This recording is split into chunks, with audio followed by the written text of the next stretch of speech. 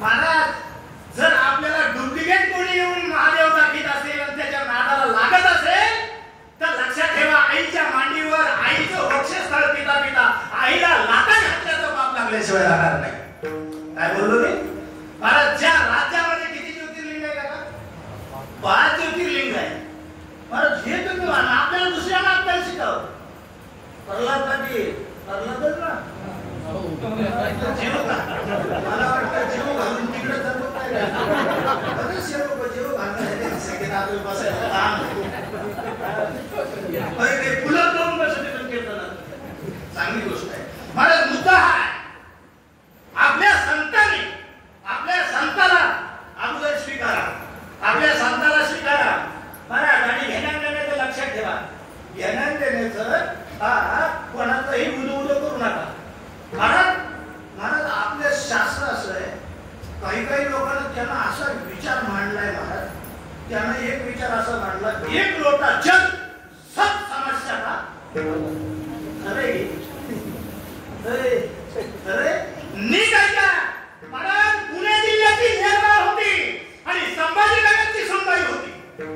पुणे जिल्ह्याची लेखबार आणि संभाजीनगर जिल्ह्याची सुनबाई संभाजीनगर जिल्ह्याचीच नाही तर पैठण तालुक्याची सुनबाई होती. हे कोणत्या तालुक्याचे? जवळच आहे ना. पैठण तालुक्याची सुनबाई होती. तिला महादेवाला एक लोटा जल नाही, आपल्या फॅलिपिन ट्यूब मध्ये 9 महिने शंकर पडला होता. किती महिने? 9 महिने. 9 महिने पोटात शंकर ठेवला. मग जिला 9 महिने आपल्या पोटात शंकर ठेवला तिला तो शंकर लहानचा मोठा, त्याचं लग्न कसं होतं, तो खेळतो कसा, शिकतो काय, हे पाहिलं मागं उरावं का लवकर मरावं. उरावं का नाही?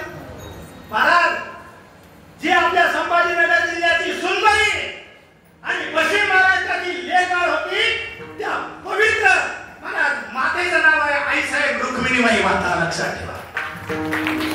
तिला शंकराला एक तांब्या पाणी नाही घातलं गणेशा द्या. प्रत्यक्ष तिच्या फॅलिपिन ट्यूब मध्ये 9 महिने शंकर भगवान राहिले. स्वामी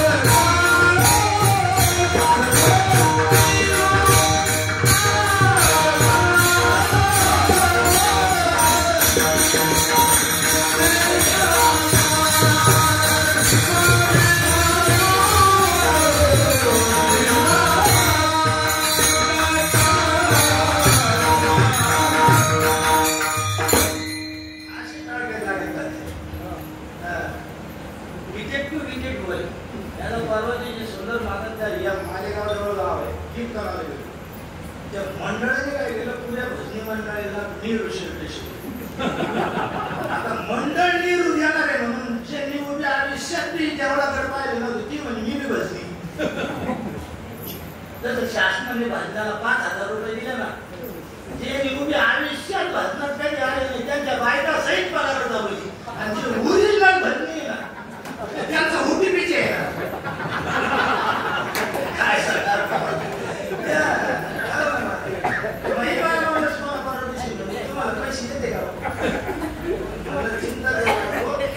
आपला नंबर येणार तसं त्या भजनाने मंडळ गणेश मंडळानं मला नीर घेतलं. आता सारं गावच भजनी झालं. नीर इकडून 50 इकडून 50. त्यांचे कपडे पाहिले सुंदर महाराज मी धवलो. आपण लयच मोठे काय मला पहिल्या रामकृष्ण हरीत कळलं हे पिवळ बाळाबापाची भीत आली. कारण रामकृष्ण हरीला टाळ करी एकीकडे बाप्पाने एकीकडे मी बाहेर आणि थोडे पाहिजे टाळ करी असं एकदमच चांगले पाहिजे. गणेश महाराज नाव विसरलं शत्रुघ्न महाराज तुमच्यासाठी आमच्याकडून आहे.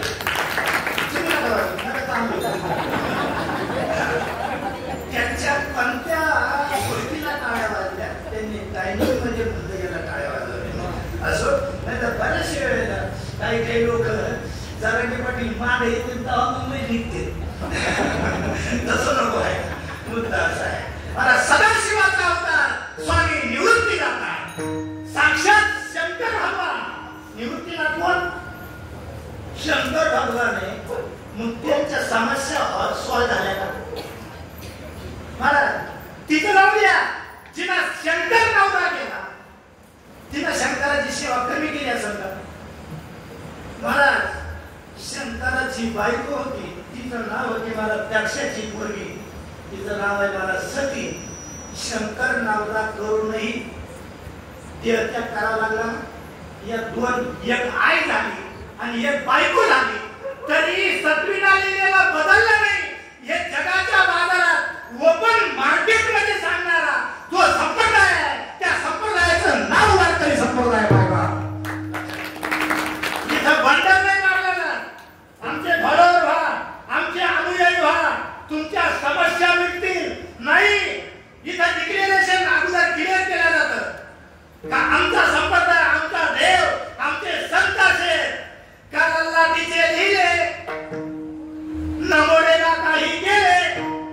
वारकरी संत म्हणला का आमचे पाय घाला तुमचं नालायक पोरगं जरी असलं तरी ते पास होईल. महाराज आमचे संत गोपळ्या मनाने म्हणतात काय कर्म धर्म तुमचे असावे कल्याण. जगात ओपन आणि वास्तव बनणारा आणि वास्तव तत्वज्ञान मानणारा जो संप्रदाय त्या संप्रदायाचे आपण अनुयायी आहे त्या संप्रदायाचे आपण घटक आहे याचा स्वाभिमान ठेवा याची जाणीव ठेवा तर आपण गणपती उत्सव साजरा केल्याचं चीज आहे. नाही तर अक्कल विकून खायची आणि गणपतीची दररोज आरती करायची अजिबात नाही. अंतःकरणातला विवेक जागा ठेवा. ज्यांना अंतःकरणात विवेकाला जपलं पाहिजे. विवेक अत्यंत महत्वाचा आहे. म्हणून नीट ऐका इथं प्रलोभन दिल्या जात नाही. इथं प्रलोभन का दिल्या जात नाही? कारण आमची कृपा आमचा संप्रदाय म्हणतो गाडी मिळणं संतांची कृपा नाही. बंगला मिळणं संतांची कृपा नाही. पैसा मिळणं संतांची कृपा नाही. ही कृपा कुणाची? ही दैवाची कृपा आहे. नीट आहे का? तुम्हाला पैशावाला होण्यासाठी कीर्तनकारच झालं पाहिजे असं काही नियम नाही. ती पुण्यातली एक पोरगी 3 घंटेचे सात लागली. इथं प्रारब्ध संगृत झालं बघा तमासगीर सुद्धा पैसे कमवू शकतो. अन्नमला धन येतो प्रारब्धात येईन. इथं प्रारब्धानं चालतं. आपली परिस्थिती सुधारणं काम हे देवाचं नाही आणि संतांचं नाही. नीट आहे का? आपली परिस्थिती सुधारवणं हे काम संतांचं नाही आणि देवही करत नाही. देवानं त्याच्या हातात ठेवलं नाही. मग परिस्थिती सुधारवणं हे कोणाचं काम आहे? ते प्रारब्धाचं काम आहे. आणि आपलं प्रारब्ध सन्मुख झालं का तुकोबारानंतर तुम्ही देवाचं मंदिर काय म्हणता? तुमचं प्रारब्ध जर सन्मुख असेल ना माय बाबा हो तर तुमचं प्रारब्ध सन्मुख असेल तुम्ही मंदिर बांधण्याच्या ऐवजी पाहिलं तरी त्याच्यात पैसे भेटतील तुम्हाला. खोटं नाही बोलत. खोटं नाही. प्रारब्ध सन्मुख असेल तुमचं क्रियामान कितीही घातक असू द्या. प्रारब्ध जर पॉझिटिव्ह असेल तुमचं क्रियामान कितीही निगेटिव्ह असू द्या. म्हणून मी नेहमी सांगत असतो सज्जनाचं क्रियामान चांगलं राहतं पण प्रारब्ध बोगस राहतं. आणि नालायकाचं प्रारब्ध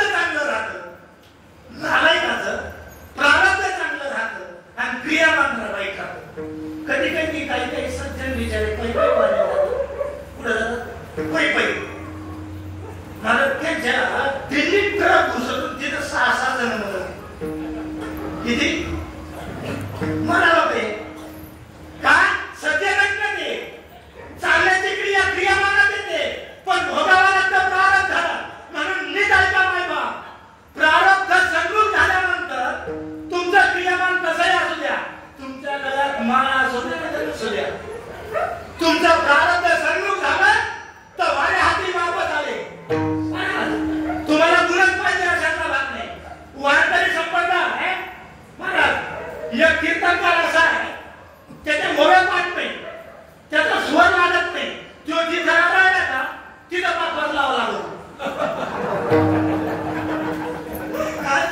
महाराज आता काय सांगतो तुम्हाला पांढरी चांदी भिक्षा नाही काळजीच बी नाही त्याला ऍडजस्ट करावं लागत पण डोक्यावर घेतलं लोक आणि लोक म्हणते त्याच्यावर माऊलीची कृपा आहे माऊलीची नाही तो कीर्तनकार बी नसता ना कोणत्याही क्षेत्रात गेला असता तरी प्रारब्धानं त्याला यश दिलं असतं पण हे इथं आहे इथं क्रियामानाला महत्व नाही इथं महत्व कशाला प्रारब्धाला आणि प्रारब्ध सटवीना जसं लिहिलं असं मग परमार्थाच्या वाटेवर परिस्थिती चेत नाही होत जर कुणाला वाटत असेल का परमार्थ करून आम्ही परिस्थिती सुधरू ही जी वर पूर्वी संदर्शन बावळटपणा आहे परिस्थिती सुधरवणं हे प्रारब्धाचं काम आहे आणि हे प्रारब्ध कितीही वाईट असू द्या परिस्थिती कितीही मागू द्या पण परमार्थ तुम्ही जरा करीत असाल तर अंतःकरणाची दिवाळी ज्याला होते त्याला परमार्थ म्हणतात परमार्थाचं बेनिफिट परिस्थितीवर नाही होत अंतःकरणाच्या स्थितीवर होतो तुमच्या हातात आहे ना तुमच्या हातात विष घेऊ द्या विष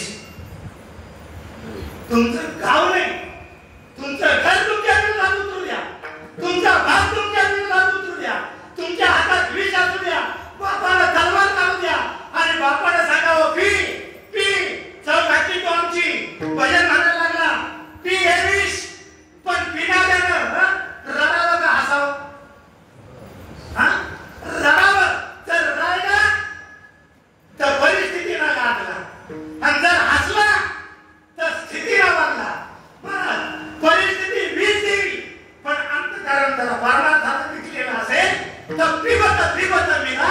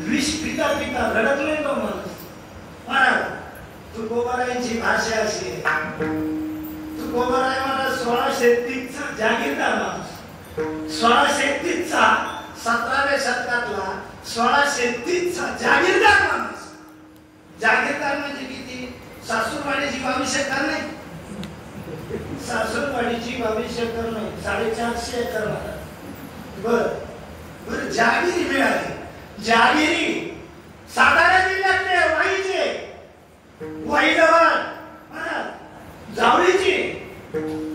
जावळीची वतन पण पुणे जिल्ह्यात जागीरी मिळाली 1630 चा जागीरदार 1633 ला त्यांचं डिक्लेरेशन